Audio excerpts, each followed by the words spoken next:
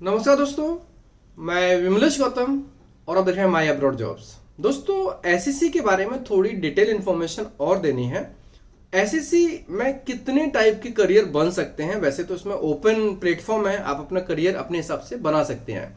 सबसे पहला पॉइंट ये होता है कि अगर आप एसएससी सर्टिफिकेट के बाद सिंगापुर में एज ए कंस्ट्रक्शन वर्कर अपना करियर शुरू करते हैं तो उसके बाद वहां पर आप अपना डीएल अप्लाई कर लीजिए। आपने ड्राइविंग लाइसेंस अप्लाई किया तो ये मान लीजिए जैसे आपके पास ड्राइविंग लाइसेंस आएगा आपको ड्राइवर की जॉब मिल जाएगी। और ड्राइवर की जॉब जो भी मिलती है उसमें से कम की भी सैलरी देखेंगे ना तो $1200 जैसी होती है। बहुत कम होगी तो 1000 से कम कभी नहीं होती है। आप 1200 पकड़ सकते हैं, 1200 से लगभग शुरू होती है। उसके बाद जैसे जैसे आपका स्किल बढ़ता जाता है आपकी सैलरी बढ़ती जाती है। और अगर आप बस ड्राइवर या हैवी ट्रेलर ड्राइवर बन गए ना तो ये मान लीजिए कि आपकी सैलरी $3000 भी हो सकती है। तो दूसरी अपॉर्चुनिटी होती है कि वो अपना ड्राइविंग करियर में, ड्राइविंग लाइन में अपना करियर बना सकते हैं। पहला उनका ये होता है कि कंस्ट्रक्शन फील्ड में ही आगे अपने ही फील्ड में एक्सपर्ट रहें।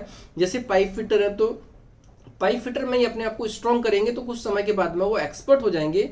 फिर उनकी सैलरी 1500, 1800, 2000 ऐसे करके इंक्रीज होती है।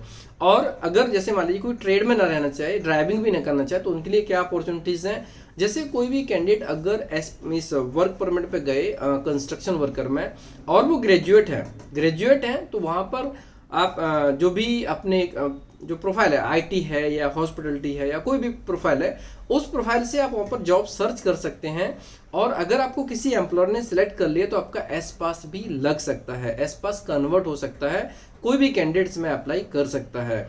सो दोस्तों, एस पास में बहुत सारे करियर हैं। आप एस पास के लिए देखा जाए तो जो एचएम की जॉब्स आती है वो एस पास में आती है, आईटी की जॉब्स आती है वो एस पास में आती है, अकाउंटेंट हो वो भी एस पास में आते हैं, एडमिन वगैरह होती है वो भी एस पास में आती है, सप्लाई चेन लॉजिस्टिक वगैरह होता है, supply chain management, logistic management, tourism management, कोई भी रिक्वायरमेंट होगी उसमें एस पास की रिक्वायरमेंट बहुत ज़्यादा आती है।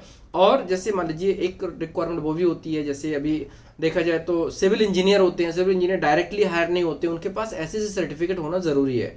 अगर कोई भी कैंडिडेट जो सिविल इंजीनियर हो, फ्रेशर हो, वो अगर ट्रेनिंग करता है तो उसको डेफिनेटली बहुत अच्छी रिक्वायरमेंट मिल सकती है। क्योंकि जब आप उसके पास में एसएससी सर्टिफिकेट होगा और उसको इंडिया में भी कहीं का एक्सपीरियंस होगा तो वो सिंगापुर में हम उसको as a site supervisor, site incharge ऐसे करके हम उनको ऑफर कर सकते हैं। और अगर एक्सपीरियंसड होंगे तो civil site supervisor, civil engineer, civil ऐसी जो भी प्रोफाइल रहेगी उसके हिसाब से हम उनको हायर कर सकते हैं, उनको जॉब प्रोवाइड कर सकते हैं। दोस्तों, इसमें बहुत बड़ा स्कोप है।